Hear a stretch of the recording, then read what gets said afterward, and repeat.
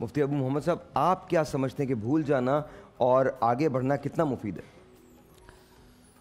بسم اللہ الرحمن الرحیم. میں آج کے اس ٹاپک سے اتنا خوش ہوں جی, یہ میری دل کی آواز ہے. سر بہت بہت شکریہ. الحمدللہ. میں اس پر یہ کہنا چاہوں گا کہ ہماری جو 22 کروڑ عوام ہے, اس کی ترقی میں جو سب سے بڑی رکاوٹ ہے وہ ماضی کا یاد رکھنا بھی ہے. آپ اگلی بات سنیے. دیکھیں, میت کو دفنانے سے انسان کا غم کم ہوتا ہے. اگر آپ اسے اوپر ہی رکھیں گے تو آپ کا غم کبھی بھی کم نہیں ہوگا. اچھا, ویسے دنیا میں ایسے کلچرز ہیں جہاں اوپر رکھا جاتا ہے؟ جی, میں ان کو میں سمجھتا ہوں. میں ایک چھوٹی سی ایگزامپل دینا چاہوں گا. ایگزامپل بھی آج کے زمانے کی, اس زمانے کی نہیں. جی. اچھا, میں نے ایک ویڈیو دیکھی. ایک چھوٹی سی بچی ہے, وہ محلے میں باہر نکلتی ہے. اس بچی کو بظاہراً ٹھوکر لگتی ہے اور وہ بری طرح بچی گر پڑتی ہے. ٹھیک ہے. جیسی وہ بچی گرتی ہے تو اچانک اوپر سے ایک گاڑی آتی ہے اور بڑی تیزی کے ساتھ گزر جاتی ہے. جیسے وہ گاڑی گزرتی ہے تو گاڑی گزرنے کے بعد وہ بچی کھڑی ہو جاتی ہے.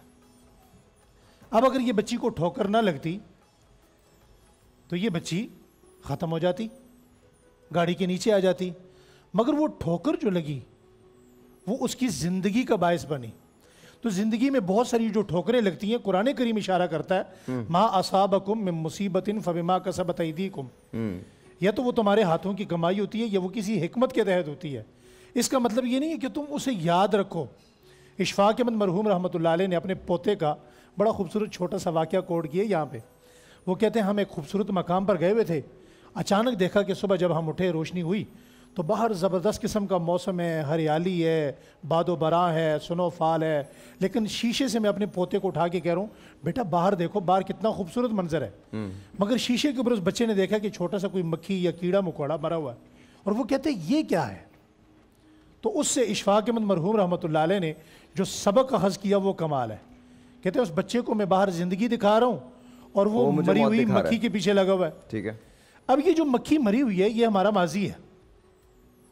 اگر ہم اس سے نکل جائیں تو باہر ہماری زندگی ہے, باہر راحت ہے اور باہر سکون ہے.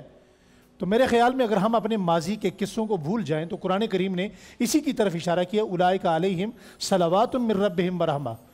اگر تمہارے گناہوں کو میں ختم کر دیتا ہوں, معاف کر دیتا ہوں, تو تم کیوں نہیں بھول جاتے؟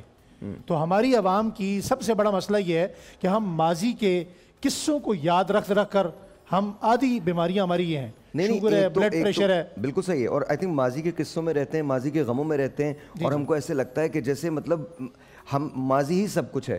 حال کے اندر جو حال ہوتا ہے نا آپ لوگوں کا, ہمارا جو حال ہوتا ہے, حال کے اندر ہم انتہائی ناخوش ہوتے ہیں. یہی حال جب ماضی بن جاتا ہے تو ہم اچانک اس کو یاد کر کے خوش ہو رہے ہوتے ہیں. اچھا, یہی حال کبھی آپ کو مستقبل بھی ہوتا ہے, ہم ڈرتے ہیں اس سے, ہم بہت زیادہ فیئر کے اندر ہوتے ہیں کہ پتہ نہیں کیا ہو جائے گا. کیا ہم اپنے اگر حال کو خوبصورت بنا لیں, ہمارا جو ماضی ہے وہ بھی خوبصورت ہوگا, ہمارا فیوچر جو ہے وہ بھی اچھا ہو جائے گا. بالکل. تو میں یہ عرض کر رہا تھا کہ ہمیں جو ہے نا ماضی, جو زندہ قومیں ہوتی ہیں وہ ماضی کو جب تک یاد رکھتی ہیں نا تو وہ ترقی نہیں کر پاتی. زندہ قوموں کی سب سے بڑی مثال یہ ہوتی ہے کہ وہ ماضی کو یاد نہیں کرتی, وہ مستقبل کا سوچتی ہیں. ماضی سے سیکھتی ضرور ہیں, ماضی سے سیکھنا بھی چاہیے اور یاد بھی رکھنا چاہیے. بالکل, قوموں کو یاد رکھنا چاہیے ماضی.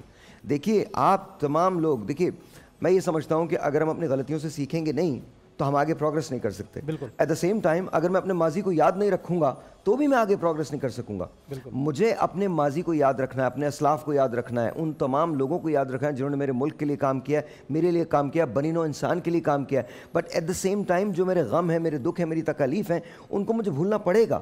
کیونکہ میں ان تکلیفوں کے ساتھ مرا نہیں ہوں, میں زندہ ہوں. اور جب تک میں ایک ریڈیو پہ ایک بات کہتا ہوں ہمیشہ کہ nothing went wrong if you're not dead. یعنی کچھ غلط نہیں ہوا اگر آپ مرے نہیں ہیں. اور یہ بات درست ہے.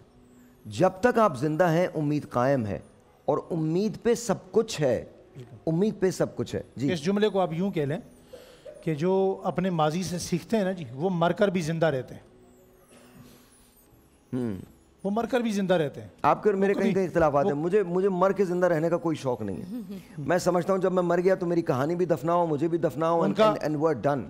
ان کا نام زندہ رہتا ہے. سر نام بھی اللہ کا ہے, خدا کا نام ہے. علامہ اقبال دنیا سے چلے گئے. نہیں سر, وہ علامہ اقبال بہت بڑے آدمی ہیں. میں تو یہ چاہوں گا کہ میرے بعد کم از کم مجھے ریسٹ دیا جائے. میں نے کافی نام کما لیا. میں یہاں ایک بات کو مفتی صاحب میں کوئی اور بات کر رہا ہوں, میں اجازت دیجیے مجھے. میں نے بڑا نام کما لیا, میں چاہوں گا کہ میرے مرنے کے بعد مجھے پلیز یاد نہ کریں. اٹس اوکے, مجھے نہیں چاہیے کوئی, نہ مجھے آپ کی مرنے کے بعد ستائش چاہیے, نہ یہ چاہیے میں اچھا تھا یا برا تھا. جس روز مجھے دفنائیں بس اس روز مجھے بھول جائیں, خدا کا واسطہ میں آپ سے ریکویسٹ کرتا ہوں. Because at the end of the day میرا جو معاملہ ہے وہ خدا کے ساتھ ہے. میں خدا کے حضور پیش ہوں گا, اللہ کرے میں وہاں کامیاب ہو جاؤں.